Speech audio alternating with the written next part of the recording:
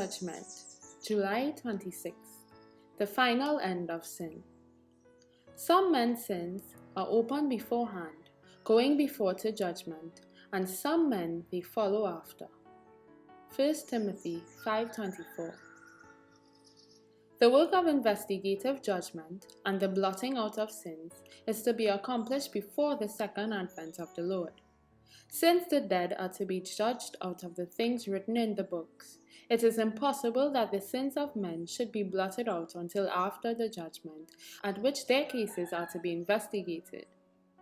When the investigative judgment closes, Christ will come, and his reward will be with him to give to every man as his work shall be.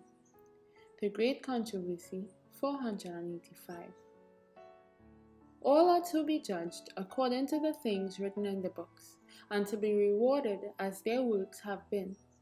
This judgment does not take place at death. The Signs of the Times, April 16, 1885. The Spirit of Prophecy, 4:367. In the typical service, the high priest, having made the atonement for Israel, came forth and blessed the congregation. So Christ, at the close of his work as mediator, will appear, without sin unto salvation, to bless his waiting people with eternal life. As the priest, in removing the sins from the sanctuary, confessed them upon the head of the scapegoat, so Christ will place all these sins upon Satan, the originator and instigator of sin. The scapegoat, bearing the sins of Israel, was sent away unto a land not inhabited. So Satan, bearing the guilt of all the sins which he has caused God's people to commit, will be for 1,000 years confined to the earth, which will then be desolate, without inhabitants, and he will at last suffer the full penalty of sin in the fires that shall destroy all the wicked. The Great Controversy, 485 and 486.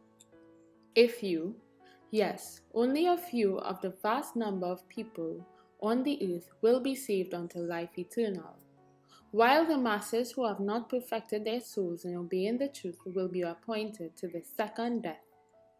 Testimonies for the Church, 2, 401 and 402. While the sins of penitent believers are being removed from the sanctuary, there is to be a special work of purification, of putting away of sin, among God's people upon earth. The Great Controversy, 425. From the Faith I Live By, page 213.